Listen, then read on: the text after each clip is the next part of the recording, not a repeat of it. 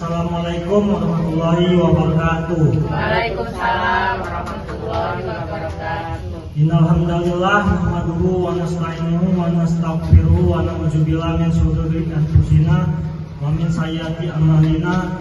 Man yahdihillahu fala mudilla lahu wa man yudlilhu fala hadiya lahu. Asyhadu an la ilaha illallah wa asyhadu anna Muhammadar Rasulullah.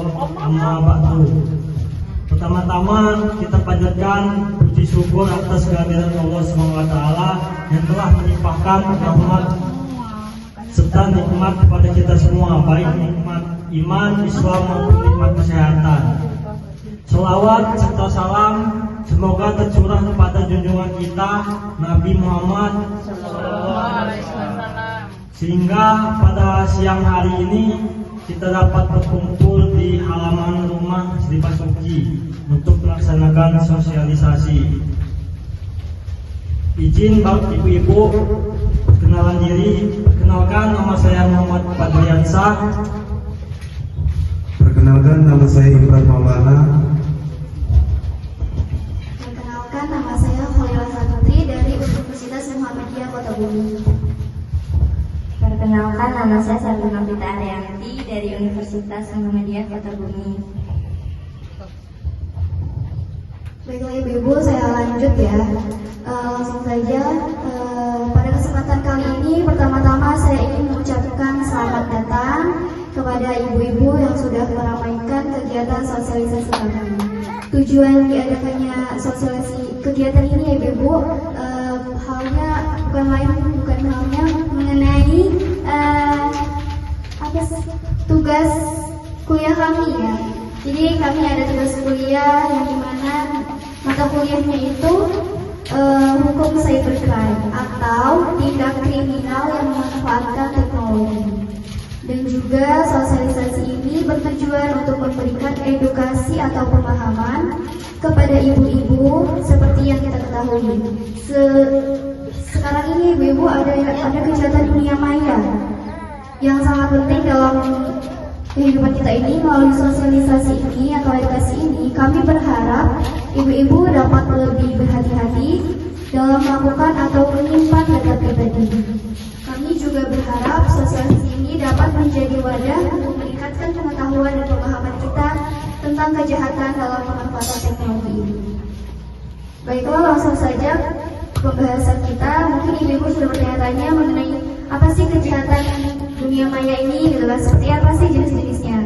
Baiklah, saya akan menjelaskan mengenai pengertian cybercrime atau kejahatan dunia maya.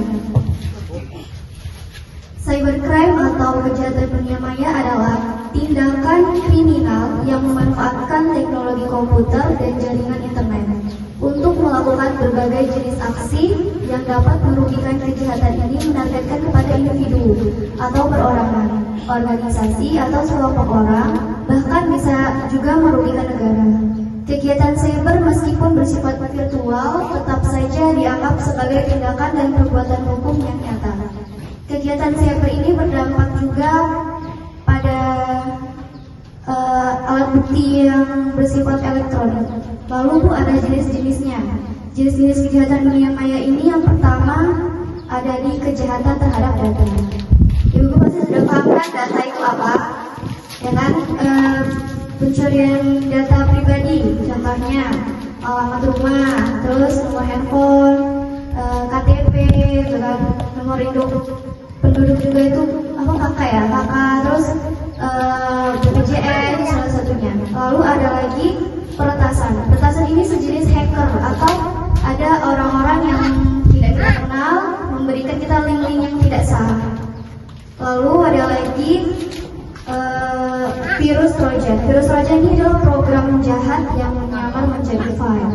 Lalu ada yang kedua, kejahatan terhadap keuangan.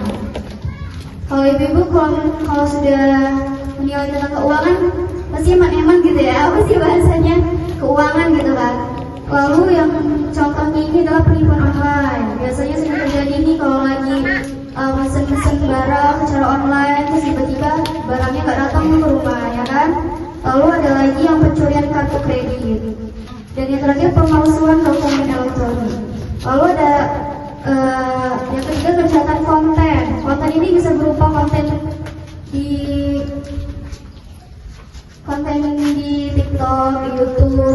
di Facebook gitu kan. Kalau ibu-ibu punya Facebook pasti ada konten-konten yang misalnya yang tidak wajar. Terus ada juga yang bersifat menghina gitu loh Bu. Ada kan konten yang ujarannya menganggap kebencian seperti itu. Lalu ada lagi penyebaran berita bohong atau hoax. Dan yang terakhir ada kejahatan lainnya. Kejahatan lainnya ini seperti pembulian. Pembulian ini kan nggak cuma hanya kepada anak-anak ya Ibu, ada juga yang orang dewasa. Terus yang lain itu mengolok-olok anak. Dan ada lagi menakut-nakuti. Lalu ada juga perundungan online. Perundungan online ini seperti meneror Bu. Baik seperti meneror, lalu mengancam, menakut-nakuti dan menghina, yang mana hal tersebut dilakukan berulang-ulang. Kalau meneror kan berulang-ulang pasti Bu ya, karena kan dia tujuannya untuk menakut-nakuti atau bahkan bisa mengancam.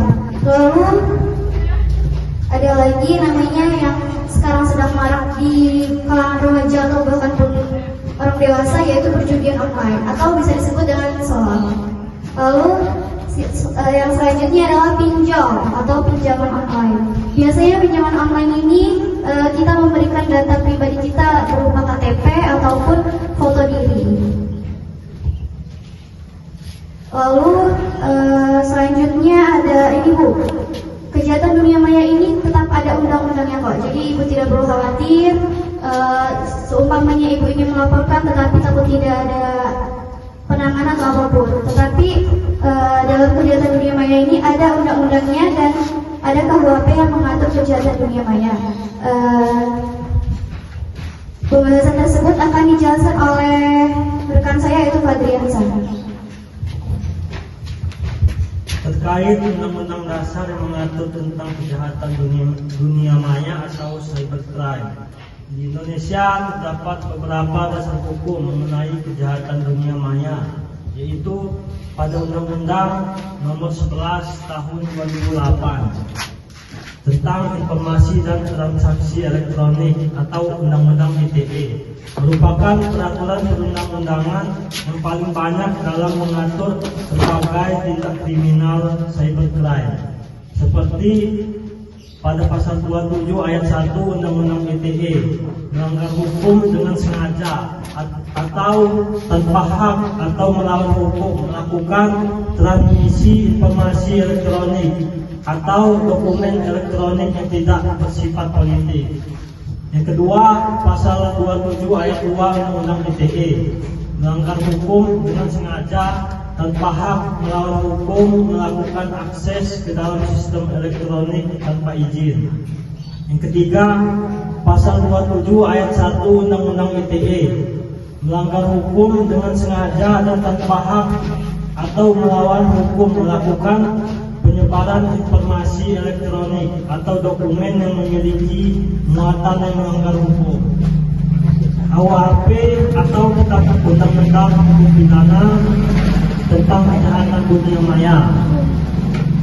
Berikut pada pasal KUHP dapat digunakan untuk menjerat pelaku cybercrime, antara lain pasal 362 KUHP, yaitu melakukan pencurian. Yang kedua, pasal 363 KUHP, yaitu melakukan pencurian dengan pemberatan. Yang ketiga, pasal 372 KUHP, yaitu melakukan penggelapan. Yang keempat, pasal 378 KUHP, yaitu melakukan penipuan. Yang kelima, pasal 270 KUHP, yaitu melakukan pencemaran nama baik. Yang keenam, pasal 271 KUHP yang melakukan penghinaan. Selain itu, Undang-Undang ITE dan KUHP sebagai beberapa peraturan lain yang dapat digunakan untuk menjerat pelaku tindak kejahatan dunia maya, antara lain Undang-Undang Nomor 36 Tahun 1999 tentang telekomunikasi, Undang-Undang Nomor 25 Tahun 2004 tentang Sistem Perbankan Nasional, Undang-Undang Nomor 8 Tahun 2011 tentang Hak Cipta. Selanjutnya akan disampaikan oleh rekan saya. Baiklah Ibu-Ibu, yang tadi itu undang-undangnya dan KUHP-nya.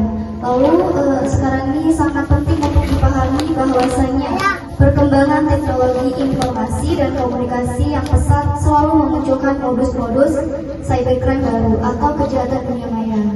Oleh karena itu, perlu dilakukan penyesuaian peraturan perundang-undangan secara berkala untuk memastikan bahwa cybercrime dapat ditangani secara efektif. Lalu selanjutnya ada contoh kasus Bu. Contoh kasusnya di dalam masyarakat ini mengenai kejahatan dunia maya yang akan disampaikan oleh rekan saya Sherly Novita Arianti.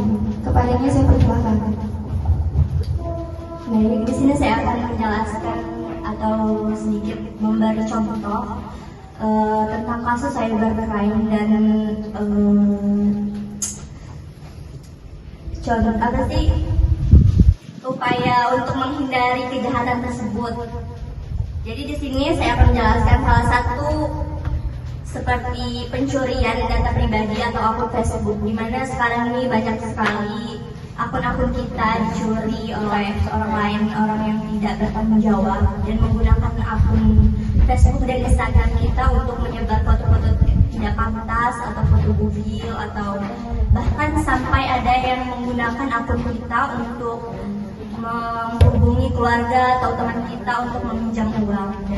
Nah, untuk menghindari hal tersebut, kita bisa untuk lebih hati-hati membuat akun, apalagi dalam membuat kata sandi itu untuk dihindari menggunakan tanggal lahir, nama lengkap, atau seperti halnya angka-angka yang berurutan. Dan contoh lain dari kejahatan dunia maya yang sedang marak saat ini seperti pembobolan m-banking. Untuk menghindari hal tersebut, sebaiknya ibu-ibu lebih berhati-hati untuk tidak mengklik sembarangan link yang di-share oleh orang yang mencurigakan, terutama yang berasal dari email atau pesan dari sumber orang tidak dikenal. Atau ada sebagian orang yang menyebarkan situs web palsu yang semirip mungkin dengan situs asli untuk mencuri data. Untuk menghindari hal tersebut, sebaiknya ibu-ibu lebih memperhatikan URL situs web tersebut sebelum ingin memasuki link tersebut, apalagi sampai mengisi data pribadi. Dan selanjutnya, jangan mudah percaya dengan tawaran yang menggiurkan, karena saat ini banyak sekali kita ditawari orang-orang dalam WhatsApp gitu kan, menghubungi ibu untuk mengeklik link tersebut, dan dengan menawarkan apabila mengeklik atau mengisi data tersebut, ibu-ibu dapat hadiah berupa uang atau hadiah menarik lainnya seperti HP dan lain-lain. Dan selanjutnya, untuk lebih bijak dalam berinteraksi di media sosial untuk menghindari membagikan informasi pribadi terlalu detail. Kayak zaman sekarang nih, ibu-ibu kan kadang suka nih upload apa-apa diupload, dikit-dikit diupload. Nah, untuk menghindari hal-hal yang tidak diinginkan, ibu-ibu mengupload yang hal-hal yang lumrah saja untuk dilihat orang. Hindari hal-hal pribadi seperti KTP atau dokumen lainnya. Atau saya pernah nih melihat ada ibu-ibu yang mengupload ijazah anaknya nih, karena dia kan habis mengambil ijazah anaknya nih, tiba-tiba diupload gitu. Ih, saya baru ngambil ijazah anak saya nih. Nah, itu kalau bisa tuh jangan Bu ya. Lebih baik ibu-ibu itu mengupload itu hal-hal yang lumrah aja lah, atau misalkan sedang jalan-jalan, nah itu nggak apa-apa diupload. Tapi kalau untuk data-data pribadi itu kalau bisa jangan gitu kan. Apalagi yang mengenai alamat rumah, tanggal lahir, nomor NIK, nomor KTP, nomor kartu keluarga dan lain-lain itu kalau bisa menghindari kejahatan tersebut, karena peluang kejahatan ini sangat besar. Orang-orang zaman sekarang ini kayak udah pinter-pinter banget gitu kan untuk masalah sosial media. Selanjutnya revolusi industri 5.0 tentang keamanan cyber. Dalam revolusi industri ini diprediksi akan membawa banyak perubahan di berbagai aspek kehidupan, termasuk dalam hal keamanan cyber. Upaya untuk meningkatkan keamanan cyber di era revolusi industri 5.0, yang pertama, untuk meningkatkan kesadaran dan edukasi.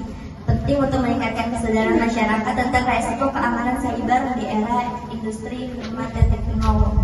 Edukasi ini guna melatih atau mempraktikkan keamanan data pribadi baik individu, organisasi, dan pemerintah. Selanjutnya, memperkuat infrastruktur keamanan cyber. Infrastruktur keamanan cyber ini perlu diperkuat untuk dapat melindungi sistem yang kompleks dan saling terhubung di era industri 5.0. Selanjutnya, meningkatkan kerjasama internasional. Kerjasama internasional dalam memerangi kejahatan cyber sangat penting di era industri. Negara-negara perlu banyak bekerja sama untuk berbagai informasi, mengembangkan teknologi keamanan cyber bersama, dan menindak pelaku kejahatan cyber. Baik, sekian itu saja dari saya. Selanjutnya akan dijelaskan oleh rekan saya. Baik, terima kasih kepada Serli. Jadi mengenai pencegahan tadi Bu ya, dengan mengikuti cara-cara pencegahan itu kita bisa beraktivitas di dunia maya dengan lebih aman dan nyaman. Selain itu penting juga untuk memahami motif-motif kejahatan di internet, dan yang paling penting sadar akan bahaya atau istilahnya mewanti-wanti hal buruk ya Bu. Lalu mari kita jaga kerahasiaan data pribadi agar terhindar dari penyalahgunaan orang-orang yang ingin memanfaatkan. Jangan lupa untuk selalu waspada dan berhati-hati saat beraktivitas di dunia maya. Bersama-sama kita ciptakan dunia maya yang aman dan nyaman bagi semua. Jika ibu-ibu atau adik-adik menjadi korban cybercrime, jangan ragu Bu untuk melaporkan ke pihak berwajib. Karena kejahatan dunia maya ini kan sudah ada aturan undang-undang dan KUHP-nya tadi ya, sudah dijelaskan oleh Fadriansa, dan pastinya diterima laporannya dan ada penanganannya. Lalu selanjutnya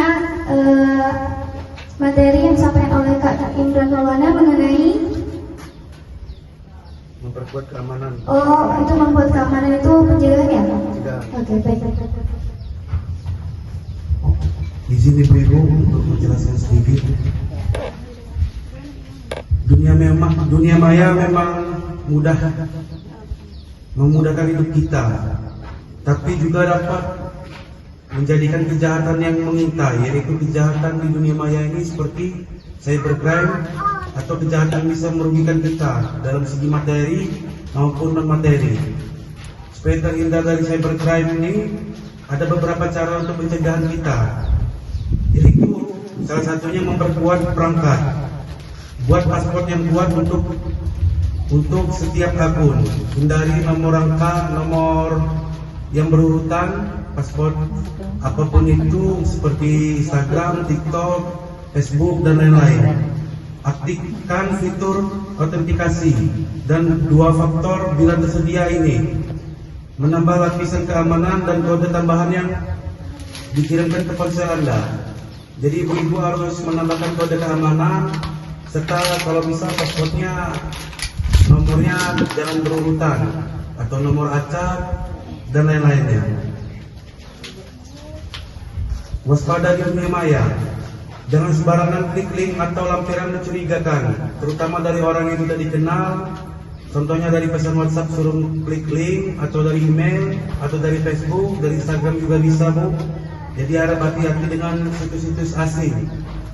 Itu banyak peretasan yang palsu atau data palsu, bisa juga web palsu, situs palsu itu untuk merugikan kita sendiri. Sebelum memasukkan informasi pribadi, harap dilihat dulu link tersebut. Apakah itu benar link asli atau link palsu, atau untuk cuman peretasan handphone kita. Jangan mudah percaya dengan tawaran yang terlalu merugikan.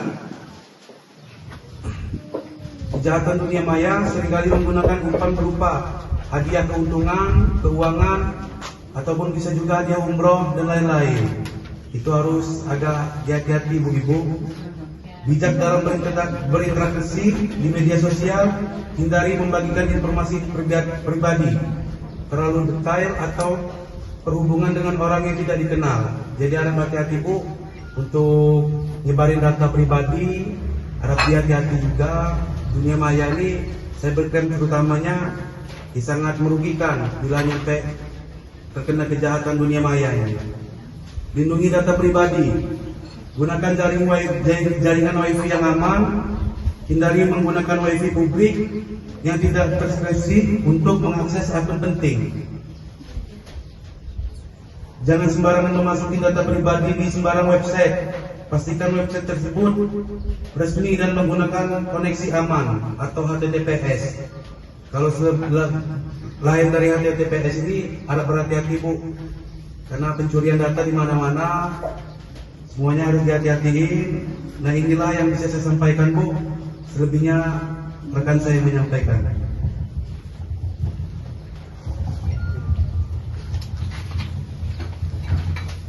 Baiklah ibu-ibu, telah sampailah kita di penghujung sosialisasi dan edukasi tentang kejahatan di dunia maya ini. Ya, semoga apa yang kami sampaikan kepada ibu-ibu dapat bermanfaat dan dapat pula diterapkan kehidupan sehari-hari. Kami mengucapkan banyak terima kasih kepada ibu-ibu. Selanjutnya kami membuka pertanyaan. Jika ada ibu-ibu yang mau bertanya mengenai kejahatan dunia maya atau apa tadi yang sudah kami jelaskan.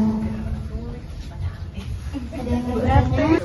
Assalamualaikum warahmatullahi wabarakatuh. Waalaikumsalam warahmatullahi wabarakatuh. Terima kasih ya sudah dikasih kesempatan untuk bertanya. Begini, untuk waktu itu saya ada pengalaman. Saya pernah menerima SMS yang dikabarkan bahwa ada saudara yang sakit atau ada saudara yang kena kasus. Nah, di situ itu saya di SMS itu disuruh mentransfer sejumlah uang. Nah, bagaimana cara menyikapinya atau kita mencari solusinya agar bisa atau tidak tertipu gitu.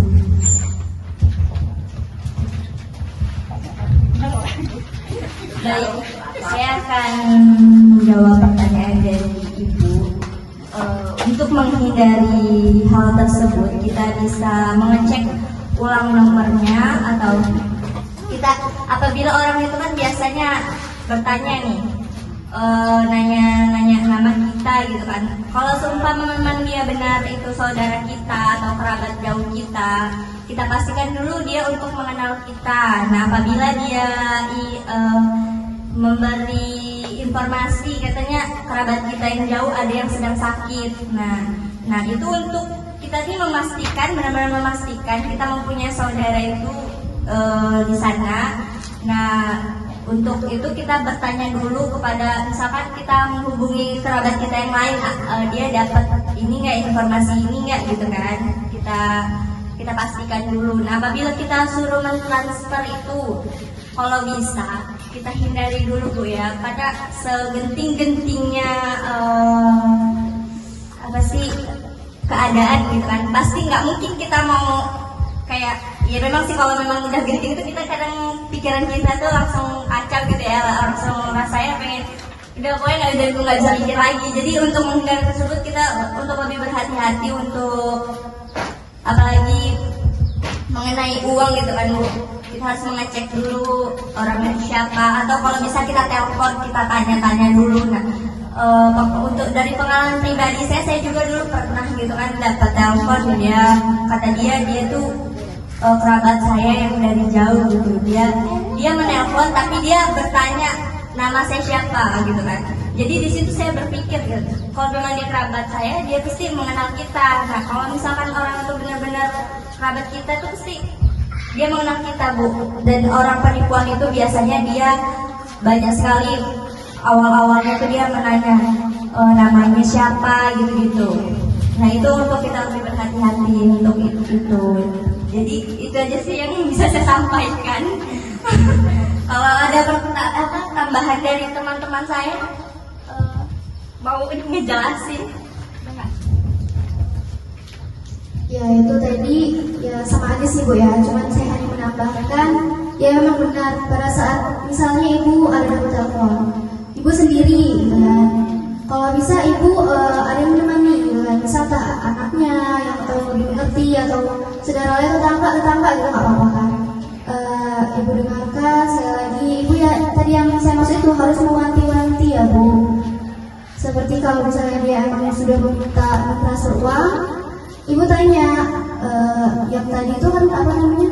Karena kerabat ya Bu ya, ada kerabat sakit, ya itu Bu yang harus bertanya dulu, memastikan dari kerabat terdekat lagi bahwasanya memang betul atau tidak itu terjadi.